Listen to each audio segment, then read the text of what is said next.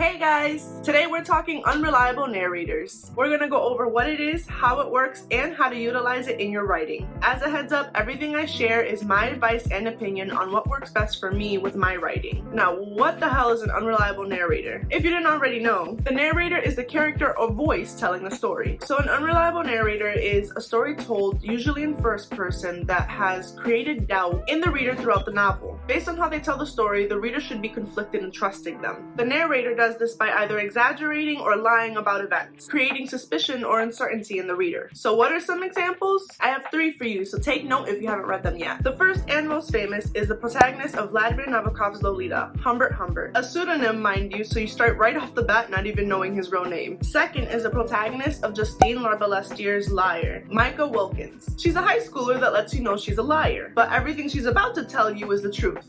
Maybe. And third is the protagonist of Paula Hawkins' The Girl on the Train, Rachel Watson, a chronic drunk who's unsure if even she knows the truth. Each go about their storytelling differently, and the reader has to take what they say at face value because there's no one else to challenge otherwise. Well, until later. This is known as storyteller or character bias. As far as we know, this is the truth. We have to trust what they say. They're the ones telling us what's supposedly going on. What eventually alerts the readers to their lies is their own inconsistencies and what they share. Kind of like that hairline crack in your phone screen. From a distance, it looks perfectly fine, but when you really look at it, you know it's broken. Now, how do we write this effectively in our stories? First, you want to create sympathy for your narrator or character. In Lolita, Humbert shares a tragedy from his childhood that results in a desire he swears he never acts upon. Micah says that she doesn't purposely lie. She's been taught to do it to keep her family's secret. Creating sympathy or understanding establishes a false bond between the reader and the character. Remember, the reader starts off already trusting the narrator. It's like this unspoken law when it comes to reading. It's why you're not supposed to believe everything you read on the internet. You want to build off that initial trust, and once that connection is established, start cracking that credibility. Subtly, that is. Everyone has their own perspective on events. Everyone remembers things differently depending on what they focus on. Use this to your advantage. Through his narration, Humbert claims that 12-year-old Dolores, who he dubs Lolita, has dropped hints of an attraction for him, that she's tempting him to be her lover. And given his interactions with her, it's unclear if Lolita truly knows what she's doing, or if she's just an unwitting child. Could he be reading too much into her actions, or is she really trying to seduce him while reading a book?